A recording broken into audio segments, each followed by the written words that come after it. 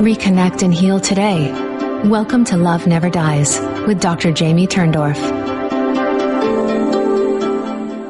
And welcome to Love Never Dies Radio on the Dream Vision 7 Radio Network and Dr. Turndorf, Turn on the Love on Binge Networks TV. So I have a couple questions for you. Did you know that a hidden food allergy can be an unrecognized cause of common conditions like rheumatoid arthritis or irritable bowel syndrome or ulcerative colitis, recurrent ear infections in kids, and even migraines? Did you know that vitamin B3 is an effective treatment for osteoarthritis, or that a particular form of potassium and magnesium called potassium magnesium aspartate is effective in resolving unexplained fatigue?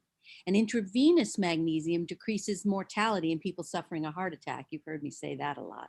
So today, you're going to learn a lot of information from a really wonderful doctor, Alan R. Gaby, MD, because he's going to talk to you about all the things, or a lot of the things, that you're not going to hear from your doctor, because mainstream medicine has long had a bias against the use of nutritional supplements. Dr. Gaby received his undergraduate degree from Yale University, his MS in biochemistry from Emory University, and his MD from the University of Maryland.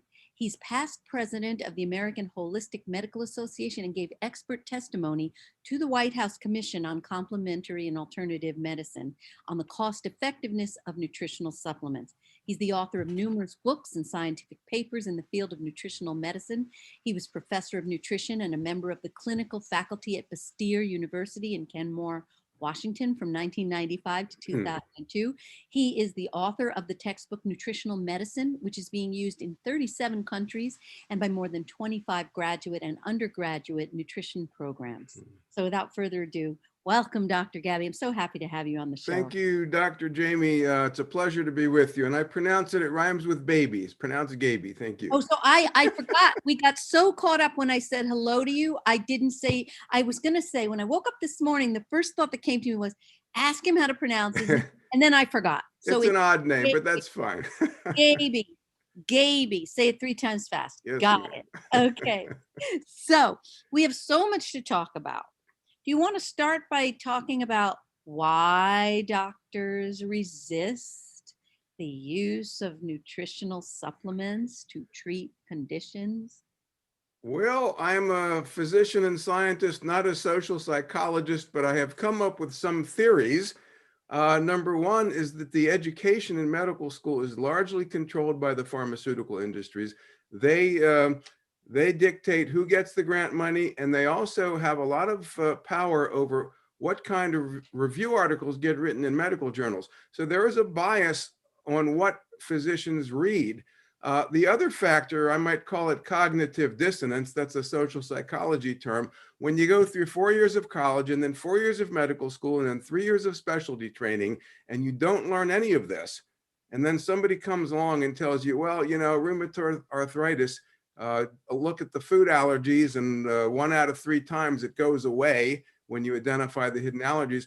They don't want to hear that. I remember one of my good friends that I was in medical school with, I said, you know, you can shrink enlarged prostates with saw palmetto berry and flaxseed oil and zinc. And his response was, did you see the baseball game last night? It just doesn't click. So I don't want to denigrate the medical profession, because there are many dedicated practitioners who do a lot of good work. But what I will say is, when I used to give seminars on nutritional medicine with my colleague, Dr. Jonathan Wright, we would get a couple hundred physicians at these 4-day seminars, and I asked them why they came. And they said, we're just tired of seeing the same patients month after month who are not getting better and who don't tolerate our treatments. And we wanted to find out something new. And when they start using some of these things, which are in the medical journals, they just don't know about them. When they start using them, I hear from them, it's so much more fun to practice medicine because people are getting better. Exactly. You know, it's so funny because an MD that I have known for a long time said to me, you know, you come out of med school and then the drug reps come to your office, and they're the ones who are telling doctors how to practice by saying, oh, give them this drug, give your patient this drug for this symptom. So basically it's, you know, what I totally abhor, you know, it's just masking symptoms with drugs, right? And the doctors because they didn't study nutrition, they don't even get one course in nutrition. They're like, well, what else am I going to do, right? Except Yeah. let the drug rep tell me how to practice. Well, medicines do have their place, and I would often use them when necessary. But what I can say is I probably prescribed maybe 10 or 15% as many drugs as the average doctor, because people came in. Now, I had a selected sample, people who are willing to change their lifestyle. If you don't change your diet, a lot of this isn't going to work. The supplements are great, and we have a whole armamentarium, what I might call the nutritional pharmacopoeia. You can use, for example, niacinamide that you mentioned to treat osteoarthritis as an alternative to some of the anti-inflammatory drugs. But improving the diet is also a key component. So yeah, a lot of people have gotten better, and you don't need as many medications. You know, I just published a book 2 weeks ago, Dr. Gaby, where it's called If You Think You Don't Have PTSD, Think Again. The first research-backed drug-free remedy for the global PTSD pandemic stress syndrome. And what I discovered in the book was based on a lot of NIH research that the stress of the COVID pandemic causes a rapid depletion of magnesium, and rapid magnesium depletion triggers HPA axis dysfunction, which is synonymous with PTSD. And the NIH research showing that supplementing with magnesium reverses it. And of course, the workaround is I'm recommending the transdermal because people don't do well with medicinal doses, oral doses, they tend to get diarrhea. So in that book, I was like, my eyes were open. Pain syndromes, sexual dysfunctions, addictions, all kinds of things that people think are separate conditions are really symptoms of PTSD, and they themselves symptoms of low magnesium. Yeah, And magnesium is up there, probably with vitamin C as the most important nutrients. It's involved in 300 different enzymes. The American diet tends to be low because we deplete it from not consuming whole grains, too much sugar. And as you say, the stress, they've demonstrated when you stress animals, the magnesium comes out of the cells into the bloodstream and comes out in the urine. And not only do you lose the magnesium, but magnesium deficiency reduces your tolerance to stress. exactly. So that you're describing the vicious cycle. So now you don't even, it's like, when your adrenals are burned out, you're less stress tolerant. And then you get into a vicious cycle. Same with the magnesium. You don't have the magnesium in reserve. So then you just can't handle any stress that comes your way. So that's the beauty of the transdermal administration. It sort of sits in the epidermis like a reservoir. And by the way, this is very interesting. I had read the research that it was 300 enzymatic reactions that depend on magnesium. Then it was bumped up to 6, and most recently it's 1,040. It's amazing that most every disease or condition is really a magnesium deficiency in disguise. And what's so wonderful about the work you do is you're so balanced, because you don't first go for, oh, here, take this drug. You say, well, let's look at your nutritional status. Let's look at your deficiencies. Let's look at what's going on with you. And then what's the point of throwing a bunch of supplements at somebody if it's like you're living in a dumpster. Your whole body is so toxic. And now we're going to throw some supplements into a toxic body, right? Yeah. And Absolutely. you and I were talking about that before we went on air, how much we both believe in fasting and cleansing. Yeah. So magnesium has also been shown to do a lot of other things. It's probably the most commonly prescribed thing that I've done. I've seen people with chronic anxiety, people that tend to drink alcohol and Yes. have anxiety. Yes. I did nothing but tell them, well, I told them to stop drinking, but they didn't listen. Yeah. But I said, all right, let's take 400 milligrams of magnesium. And yes, it does cause diarrhea, but in my experience, most people tolerate it just fine. And I've seen half a dozen people with chronic anxiety who, boom, within 48 hours, they were just dramatically better just from one nutrient. Yes, absolutely. When the my PTSD book came out, a former patient of mine, haven't seen him for a decade, said to me, he called me, Dr. Turndorf, I realized I've had lifelong anxiety, which was PTSD. I started using this electrotransdermal magnesium. I don't sell it. I'm not a distributor. He said, my anxiety's gone. Mm-hmm. So it's like, people can't believe they've been ailing and struggling for so long. You meet the nutritional requirement and the symptom improves. Well, one of the things that magnesium does is it prevents spasm of muscles, and spasm is involved in a lot of different conditions. Irritable bowel syndrome, they Yes, used to call it spastic colon or spasm. yes, absolutely. Asthma is a spasm of the Yes, bronchial passages. yes. Angina and even heart attack is a spasm of the coronary arteries. So there's so many things we've done. Sometimes when somebody's really ill or acutely ill, you have to give it by intravenous infusion. But I've seen a lot of people with chronic asthma and chronic migraines. There's another spasm Yes. disease who have markedly fewer asthma attacks and markedly fewer migraines when they just add some magnesium, either by changing their diet or by supplementing. And it's just so effective and so inexpensive. I used to say it's dirt cheap because it is dirt. Magnesium An comes from the element. ground, It's an and element. it's one of the least expensive supplements and one of the most valuable. Certainly not the only one. I mean, like I said, we have a whole pharmacopoeia. There's dozens of different nutrients that can be used, and physicians and other practitioners need to learn about this because we're wasting money and people are sick and side effects from drugs, and the And, research is there. and what I found out because I just immersed myself in the magnesium research, the pharmacological drugs deplete us of magnesium. So the condition that's caused by low magnesium or the disease is now being made worse by the drug. And then we develop other magnesium deficiency conditions or diseases. So it's horrendous. Yeah, I think the best example of that is the diuretics. They use thiazide diuretics like HCTZ to treat high blood pressure, and sometimes you develop what they call drug refractoriness, which means it works for a while and then it stops working.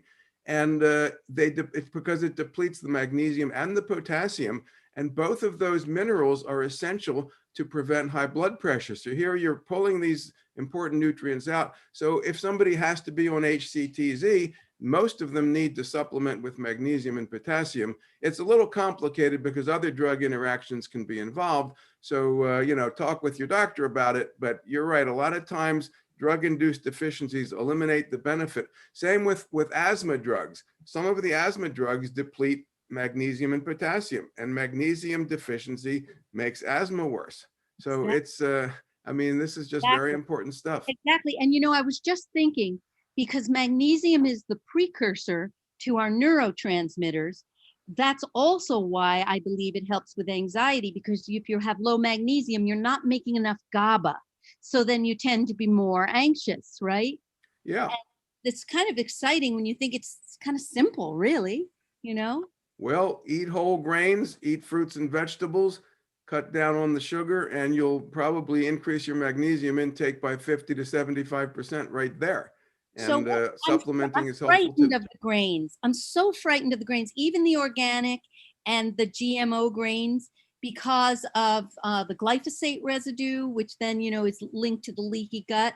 So you still are recommending the whole grains.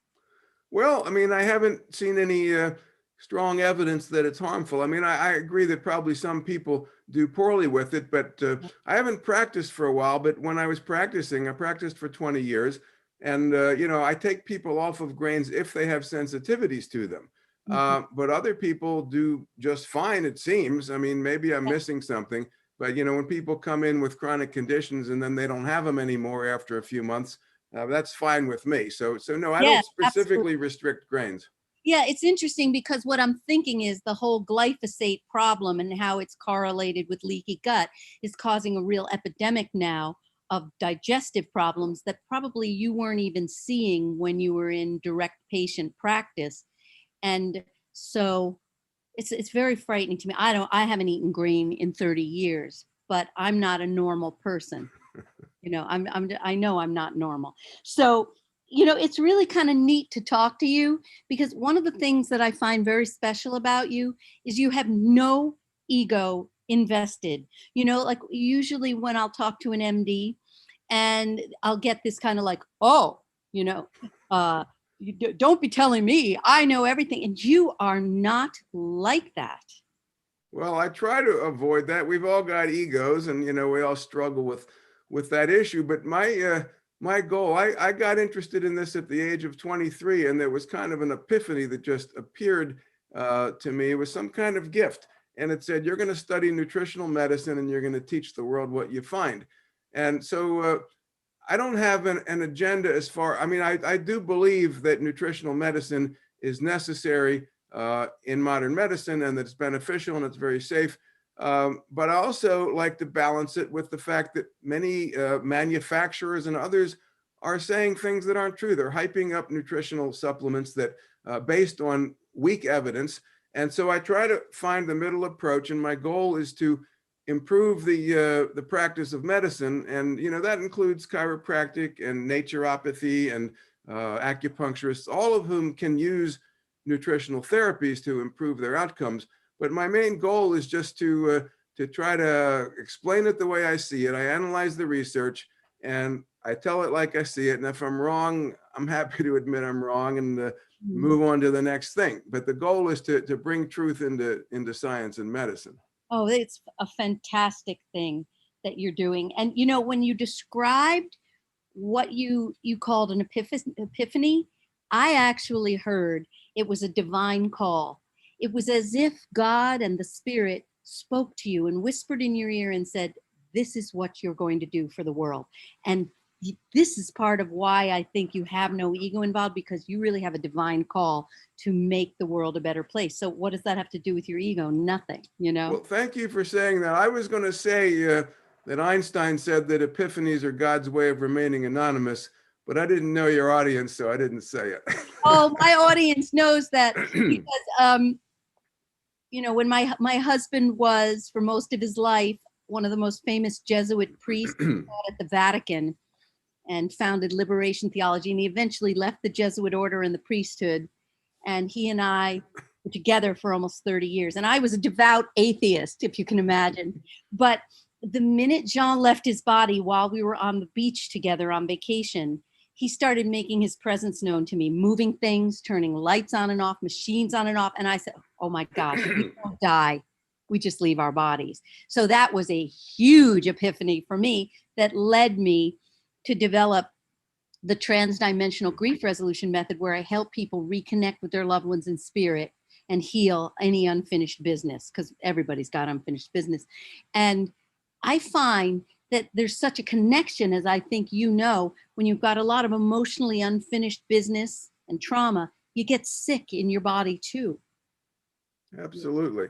Yeah. Yeah. Well, there in psychiatry, Dr. Abram Hoffer, who developed the treatment of schizophrenia with vitamins, said there's two schools of thought. One school, the psychological school, says with every disturbed child, there's a disturbing parent. And the orthomolecular, or the biochemical or nutritional, says behind every twisted thought, there's a twisted molecule.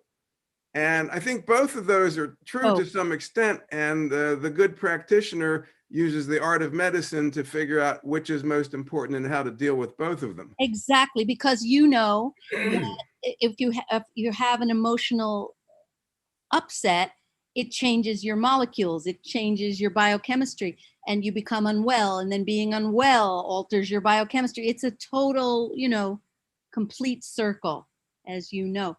So, it's so funny.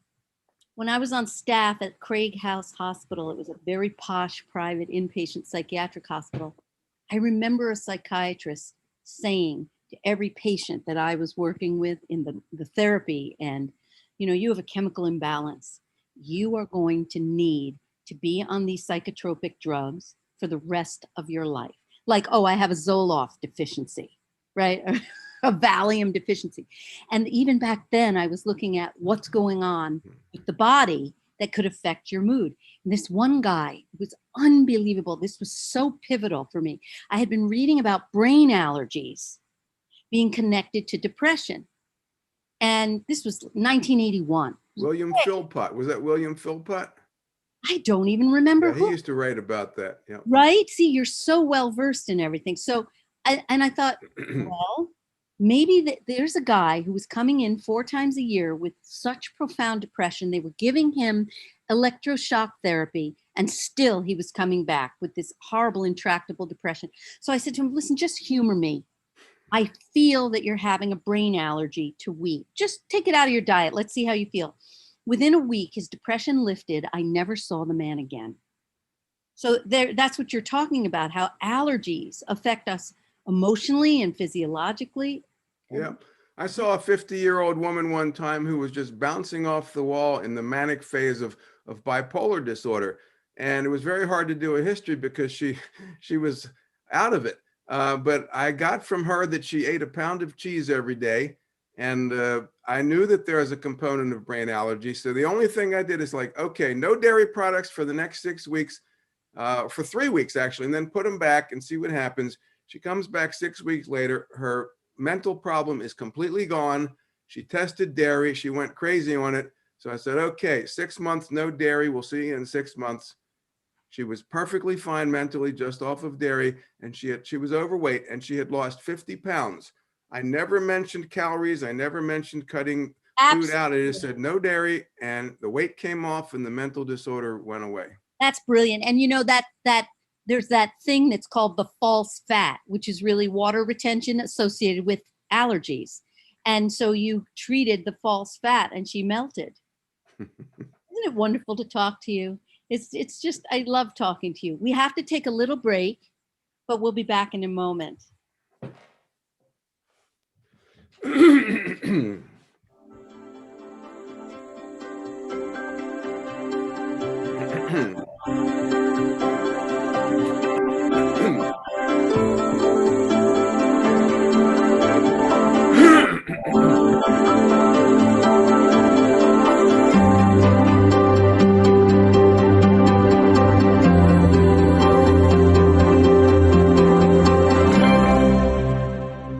Hi, it's Dr. Gaby Turndorf here. Are you feeling stressed, tense, jumpy, jittery, anxious, or having panic attacks or angry outbursts or disturbed sleep? Are you worried that you or someone you love is going to get sick or even die? Are you depressed and feeling hopeless like the world is coming to an end? Or are you suffering aches and pains or stiff muscles, low energy, or falling into self-damaging or addictive behaviors like binging on junk food, the internet, or TV, or abusing drugs or alcohol, or not eating right, or exercising, feeling like what's the point? If you said yes to any of my questions, you are likely suffering what I call the global PTSD pandemic stress syndrome triggered by the coronavirus pandemic. Don't despair. My energetic system upgrade is your rescue remedy for the panic epidemic that is plaguing our world. The energetic system upgrade has already helped some of today's top leaders. Now you can experience your own energetic system upgrade healing transformation. To find out more and to schedule your session, visit drjamieturndorf.com/energetic system upgrade. That's Dr. Jamie Turndorf, TURNDORF.com/energetic system upgrade.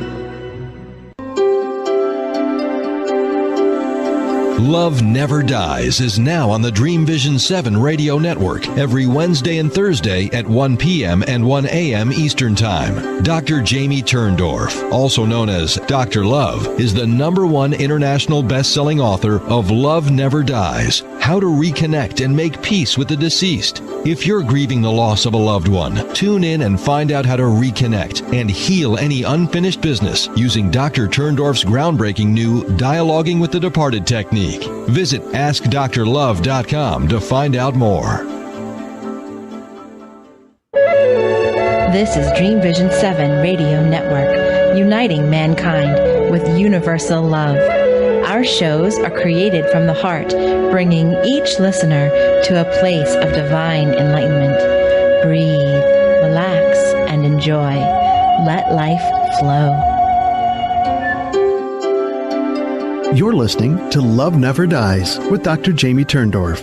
If you yearn to get along better with your life partner or spouse, friends, family members, and even coworkers, Dr. Turndorf's book, Kiss Your Fights Goodbye, Dr. Love's 10 Simple Steps to Cooling Conflict and Rekindling Your Relationship, shows you how to turn conflict into connection for a lifetime of lasting love.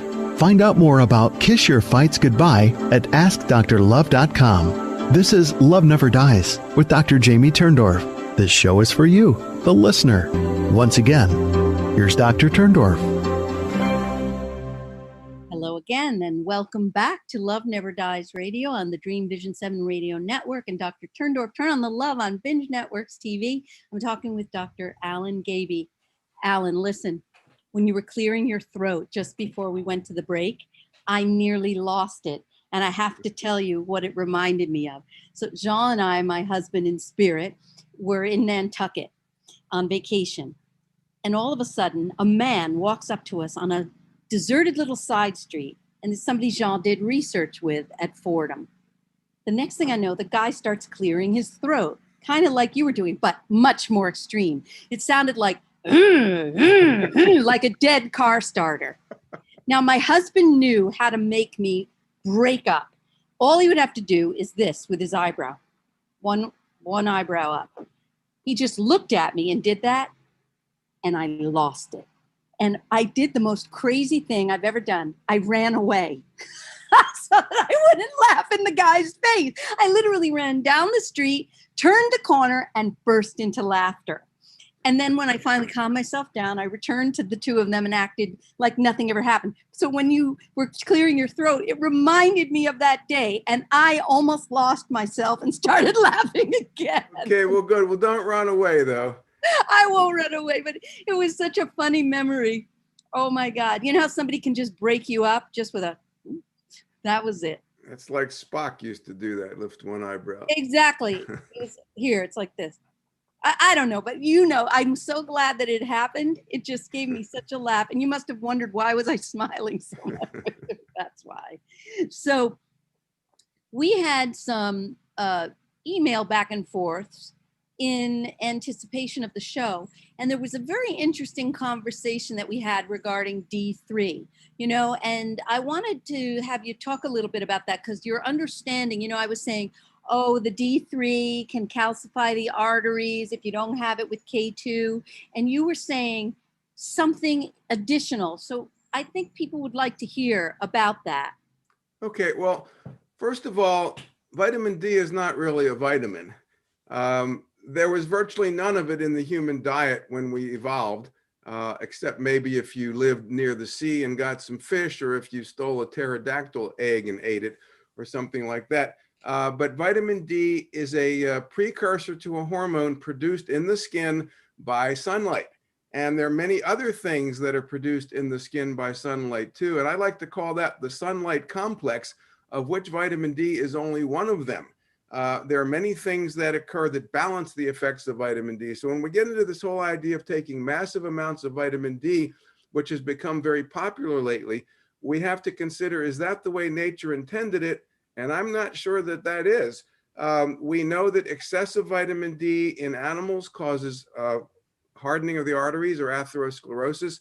The point that you raised regarding calcification and vitamin K is that vitamin K, K2, can prevent calcification of coronary arteries, but that is not the toxic effect of vitamin D. The toxic effect of vitamin D is called atherosclerosis, which is somewhat different than calcification. So we don't know for sure that taking vitamin K along with vitamin D would actually prevent that adverse effect. What we do know is, based on a study published in the AMA journal 2 years ago, is that when they compared 400 units to 4,000 units to 10,000 units given to middle-aged and elderly Canadians for 3 years, the bone loss was greatest with 10,000 units a day, second greatest with 4,000 units a day, and the least with 400 units a day. Now, I'm not saying 400 units a day is sufficient. The research on bone loss suggests that between 800 and 1,200 units a day is probably optimal. That is for somebody who's relatively normal, who doesn't have malabsorption or other chronic illnesses. But once you start pushing it up higher, then you run into trouble. There's other studies showing that people with chronic lung disease, known as COPD, high doses may actually produce more outbreaks than moderate doses. Multiple sclerosis, the same thing was shown at 13,000 units a day, leads to greater disability than 1,000 units a day. So I think we've kind of gone down the wrong road. My approach to this has been, for the average healthy person, tell them to take 800 to 1,200 units a day if they don't get outside and get sunlight. Exactly. And if they if they do, they might not need any, at least not during the spring and summer. And if I can add to this, since magnesium is necessary to synthesize the sun rays and convert them into D, what I've taken to doing is I apply the magnesium on my skin and then I go into the sun to help convert the rays into vitamin D. Sounds like a good idea. The other thing that I tell people is, unless, again, malabsorption and chronic disease is excluded from this, but for the average person, don't measure your level. Aside from the fact that it costs money and we could use this money for a lot better purposes in society, there are many reasons to believe that 25-hydroxyvitamin D, which is the blood test that they order, is an extremely unreliable method of testing vitamin D status. We don't have a good method. The measurement in the lab measures other things that aren't even 25-hydroxyvitamin D, so you don't even know what it's measuring. Number two, they've shown that it is not, the reference ranges have totally been changed, and we don't know if somebody's truly deficient. So, and this is one of the few times that I agree with the conventional medical community. They say that they have not proven that the benefit is greater than the risk of measuring these levels, and I tend to agree with that. That's wonderful. That shows real discernment in your thinking. You know, it's not just across the board, oh, take everything, throw everything. No, it's really discerning, and that makes a lot of sense to me, a lot. What else would you like people to know about nutritional medicine? Well, a couple of the things we talked about back and forth. I mentioned vitamin B3 or niacinamide as a treatment for osteoarthritis, which is the most common form of arthritis. They call it wear and tear or degenerative arthritis. It affects the knees most commonly, but also the hips and the hands and elsewhere. And a lot of medications are used, like Tylenol kind of drugs. They relieve the pain, but they can also damage the liver and they don't get to the cause. Drugs like aspirin and Motrin, again, relieve the pain, but they actually probably accelerate the progression of the disease, according to some research. So we want to try to find, if we can, something that actually impacts the disease process. And back in the 1940s, there was a Connecticut internist named William Kaufman, and he did extensive, painstaking research. He gave all these patients niacinamide, and he found out that their joint range of motion progressively improved, the pain and inflammation and swelling went down. It took about 3 weeks before it started to work. So it's not a pain reliever. It's not an anti-inflammatory drug. It somehow impacts the disease process. He wrote a book on this in 1949 describing 600 patients, and it promptly died. Nobody did it except for a few doctors that were oriented to nutrition. I learned about this from a column Dr. Jonathan Wright had written in Prevention magazine, and I began using it in my own practice. Very effective, and people generally don't need the drugs as long as you catch it early. If it's advanced, really nothing works too well. But finally, in the 1990s, Dr. Wayne Jonas, who was the first head of the Office of Alternative Medicine at NIH, did a randomized controlled trial.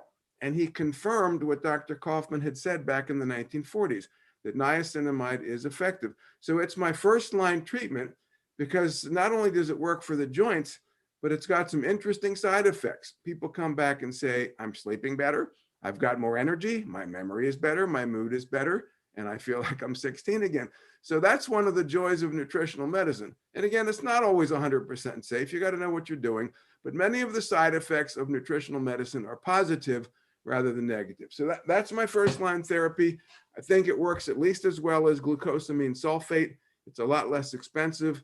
You do have to monitor blood tests because high doses of niacinamide can put stress on the liver. So this is a medical therapy that should be monitored by a healthcare practitioner. But with that said, it's my go-to treatment for osteoarthritis. It's interesting because I have seen that, and I also mentioned in the PTSD book that again, low magnesium is linked to osteoarthritis as well, and that, you know, I had a patient, she's an MD in her 80s, her daughter also an MD.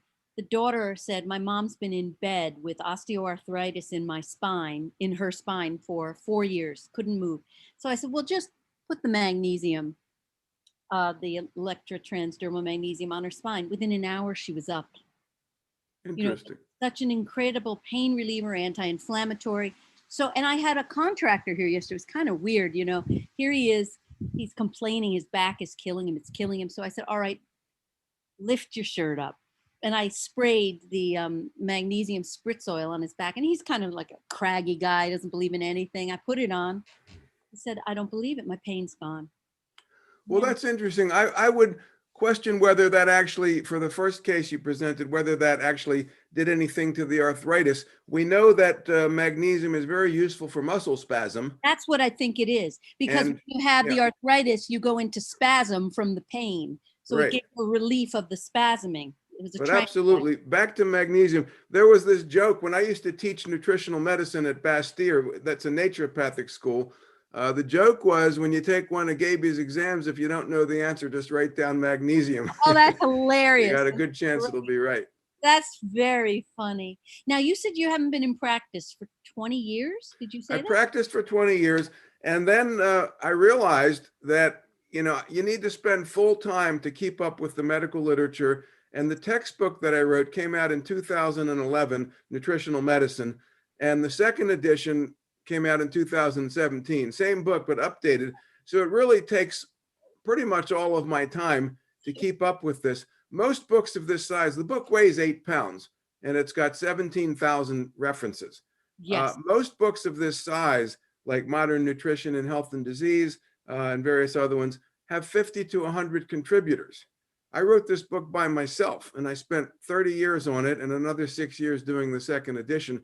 So once I realized I know what works and what doesn't work from 20 years in practice, it's like, okay, now is the time to write all this up so that people who want to use this kind of medicine have a referenced, reliable compendium that they can use. And I get a lot of gratifying emails from people that say they use my book all the time and they're getting better results. And so it's very exciting.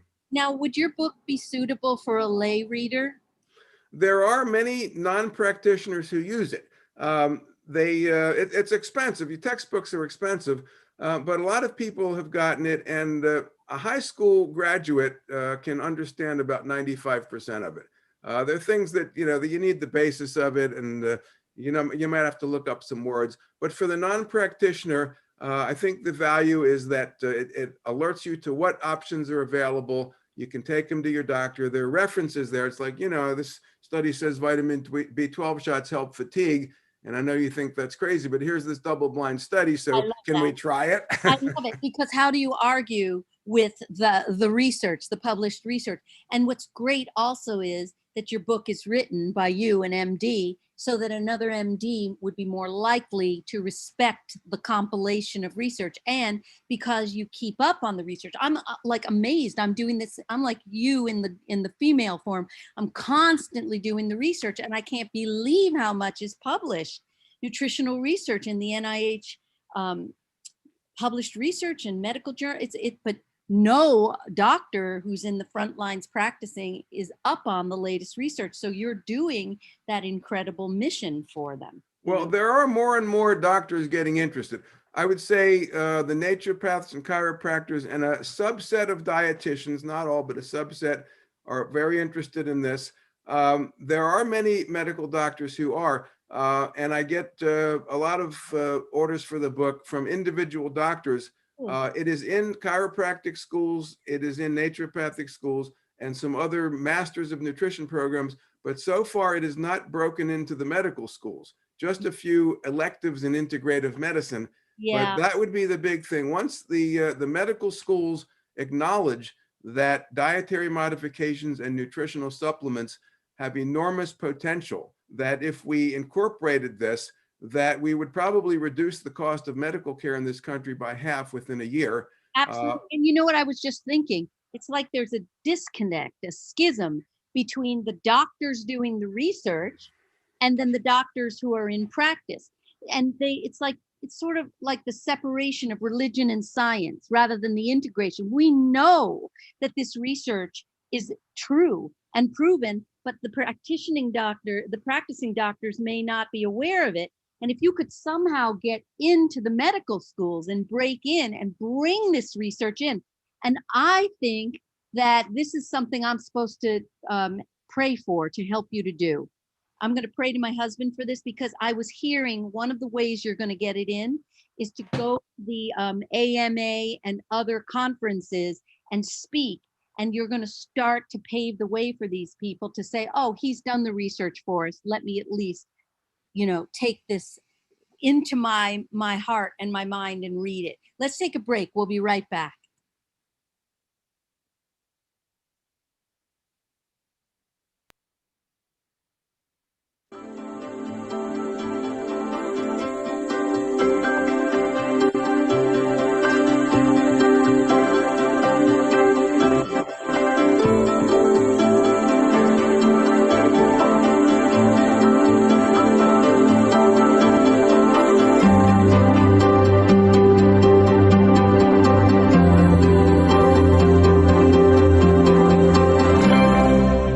It's Dr. Gaby Turndorf here. Are you feeling stressed, tense, jumpy, jittery, anxious, or having panic attacks or angry outbursts or disturbed sleep? Are you worried that you or someone you love is going to get sick or even die? Are you depressed and feeling hopeless, like the world is coming to an end? Or are you suffering aches and pains or stiff muscles, low energy, or falling into self-damaging or addictive behaviors like binging on junk food, the internet, or TV, or abusing drugs or alcohol, or not eating right, or exercising, feeling like, what's the point? If you said yes to any of my questions, you are likely suffering what I call the global PTSD pandemic stress syndrome triggered by the coronavirus pandemic. Don't despair. My energetic system upgrade is your rescue remedy for the panic epidemic that is plaguing our world. The energetic system upgrade has already helped some of today's top leaders. Now you can experience your own energetic system upgrade healing transformation. To find out more and to schedule your session, visit drjamieturndorf.com/energetic system upgrade. That's Dr. Jamie Turndorf, TURNDORF.com/energetic system upgrade.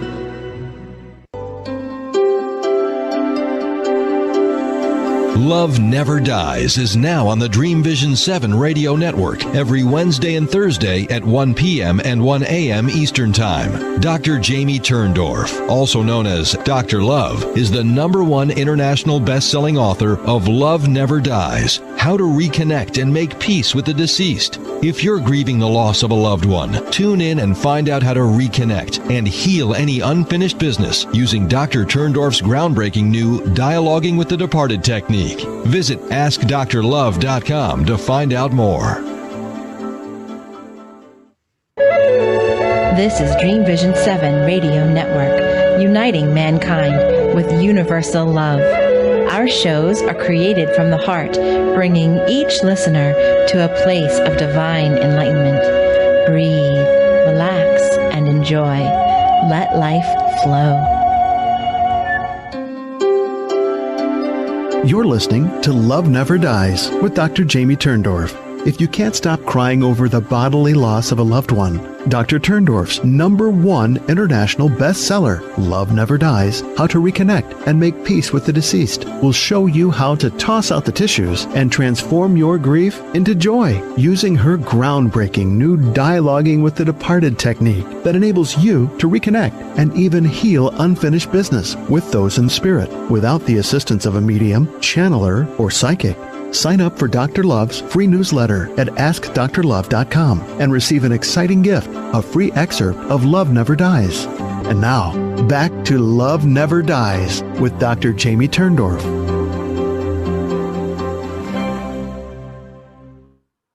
Welcome back to Love Never Dies Radio on Dream Vision 7 Radio Network and Dr. Turndorf, Turn on the Love on Binge Networks TV. We're talking with Dr. Alan Gaby. I have a lot of respect for you. Everything that you say really jives with the way I understand how the body works and nutrition, and it's really a breath of fresh air for me to connect with you. So what about depression? You had patients over the years with depression?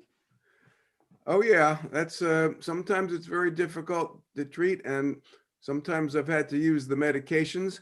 But there are many folks who respond to non-pharmaceutical approaches. The first thing I look at, if it's fluctuating depression, I look at blood sugar. If it happens late afternoon and late morning before meals, I often just tell them to get off the sugar, caffeine, and alcohol and eat frequent meals and maybe take some blood sugar destabilizing nutrients like B vitamins and magnesium and chromium, and that controls it. There's another condition that they call dysthymia, which is a type of depression, and that in some cases has also responded to chromium. There's a component of food allergic depression. So we put people on an elimination diet if they have other signs that suggest allergy, like as a kid they had recurrent ear infections, or they get migraines, or they have irritable bowel syndrome, things like that, then it is more likely that the depression is due to an allergic reaction in the brain too. So there are some people that I've seen that respond that way. Probably the most commonly effective therapy is low-dose thyroid hormone in people who had normal lab tests for thyroid function. This is a very controversial area. It's something that I wrote about in my textbook, and I've written a review article in one of the medical journals. I called it sub-laboratory hypothyroidism because it doesn't show up in the lab tests. I did not invent this concept. There was a doctor named Rhoda Barnes who wrote a book in 1976 called Hypothyroidism, the Unsuspected Illness. And I would say that probably 50% of the people that I have seen with chronic low-level depression had underactive thyroid gland. And in most cases, it did not show up on the blood tests. Now, that's probably a selected sample because when somebody gets better, they tell all their friends. So I see people that have similar symptoms. So maybe it's probably not 50% in the general population, but probably at least 10 or 20% of people have undiagnosed hypothyroidism. I The agree. last thing that I agree with that. And do you use the basal temperature testing also? well, I used to. That's what Barnes said. And he said that if there's a low temperature, that usually indicates that they're hypothyroid. However, over the years, and I worked with probably 1,200 people in 20 years that I put on thyroid hormone who had normal blood tests. So I have some experience with this. What I began to realize is that there's some people who have low temperatures who don't have hypothyroidism clinically, and there are other people that have normal temperatures who do have it. Yes. So I became much more reliant on what we call the Achilles tendon reflex return. And that's actually in the textbook of physical diagnosis. You hit the neurological hammer on the Achilles tendon, and it normally comes back like this, but a slow reflex is like this. And you look for yellowish skin, you look for puffiness under the eyes and around the ankles, and then you've got all the various symptoms: cold hands and feet, dry skin, menstrual irregularities, trouble concentrating. So you put all that together and you develop a clinical impression, and you say, all right, let's try low-dose thyroid hormone, see what happens. If it doesn't do anything bad, we'll double it in 10 days, and then we'll see what happens. And with that approach, it's kind of the way Barnes did it, but not exactly. I've had very good results, not just with depression, but with many other chronic conditions too. Yeah, that makes a lot of sense. And also constipation and brittle Absolutely, nipples, yeah. right? Constipation and brittle. So what about the incidence of atrial fibrillation where the heartbeat becomes irregular on the thyroid hormone? Did you experience that? Well, I don't recall if it happened, but there's a group of people where that's a higher risk. Anybody over 65, I'm very reluctant to start them on this treatment because they're at higher risk for atrial fibrillation, which is an arrhythmia from thyroid hormone. So older people in general, I'm reluctant to do this, but the younger folks, 45 or younger, I have not seen, if I recall, any atrial fibrillation from that. Yeah. I was just thinking also the cold body temperature can be just low ATP production, and magnesium supports the ATP production. Absolutely. Yep. Yeah. So do you talk like this with a lot of people, like, doing like this shop talk and what about this? Do you do that a lot with your colleagues?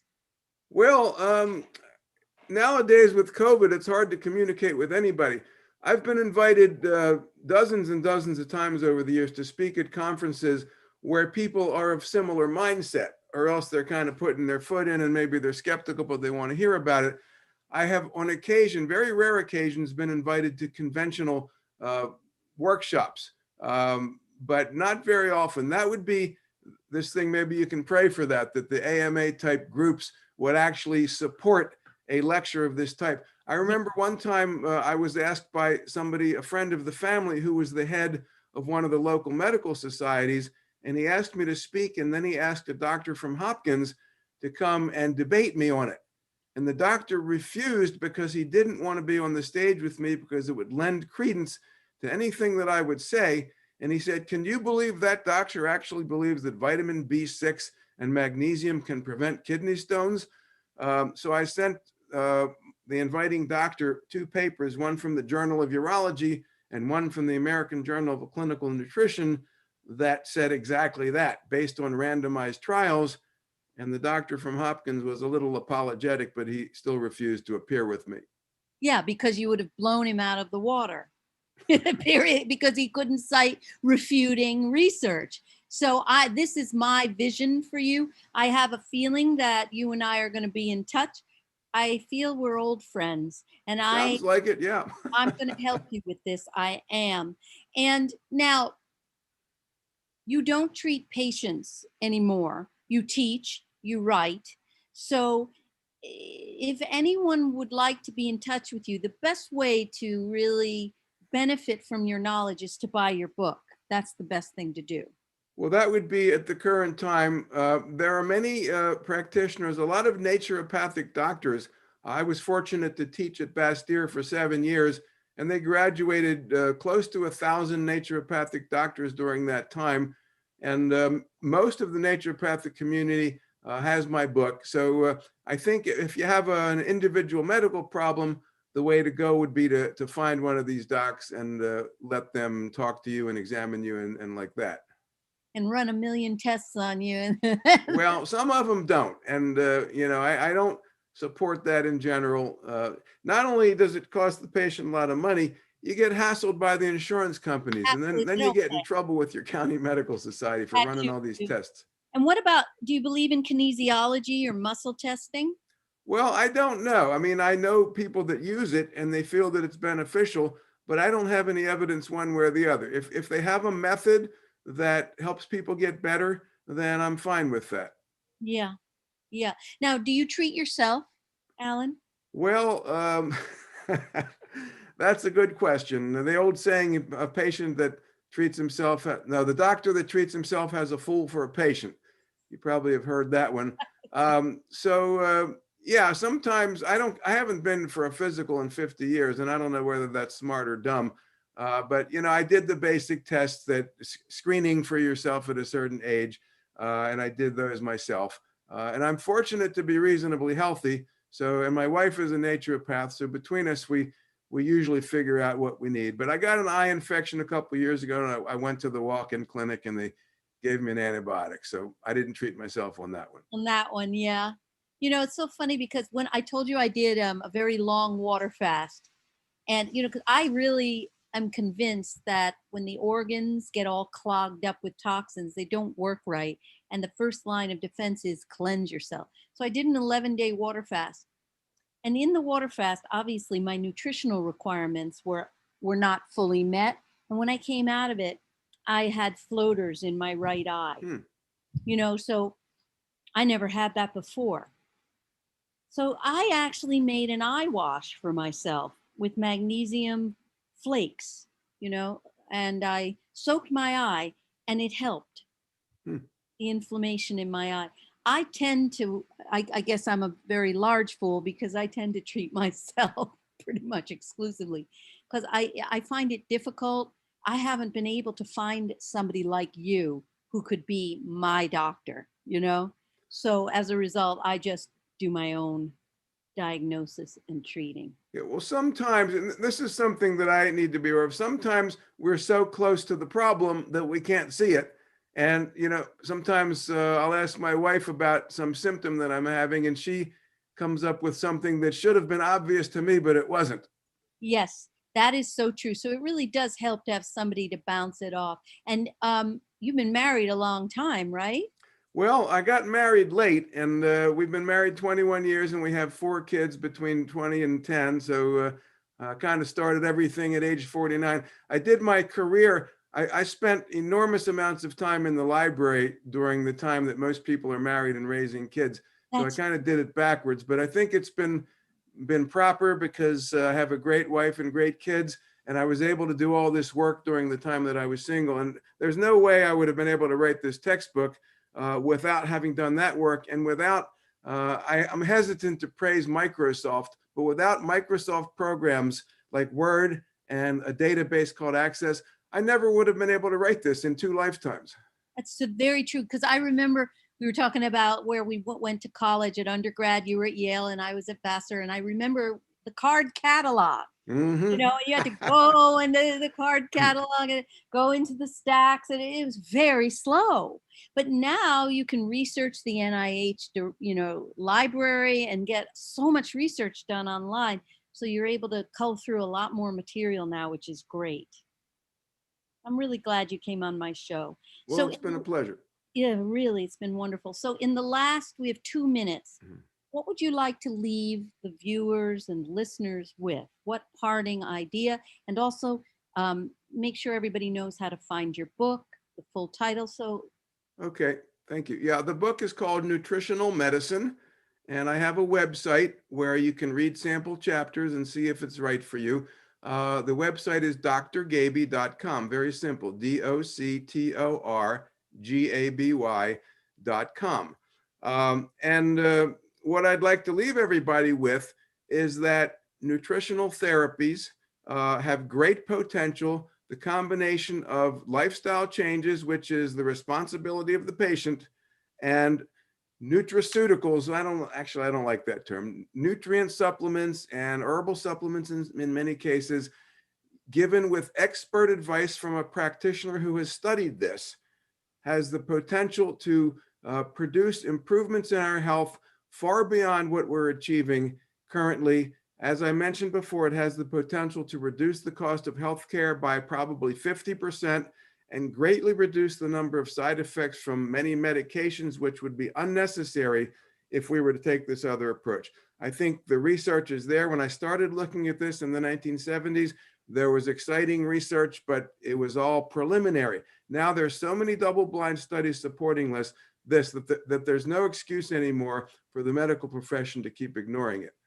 That's wonderful. Very succinct. Now I want to just double check on one thing, because I'm looking at my notes here, and in your original email to me, you said the website was drgaby.com, but just a second ago, you said it's DOCTOR. So I must have misspoken when I emailed you. It's spelled out.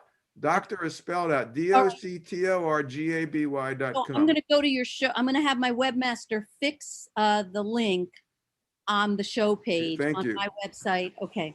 So it's been great. My door is always open to you.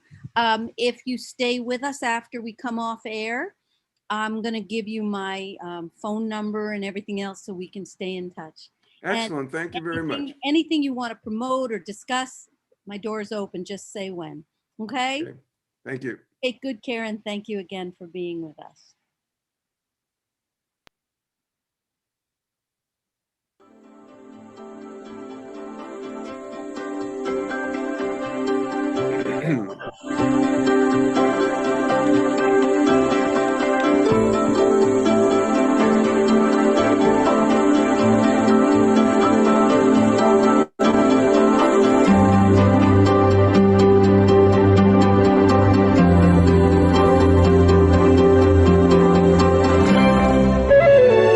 This is Dream Vision 7 Radio Network, uniting mankind with universal love.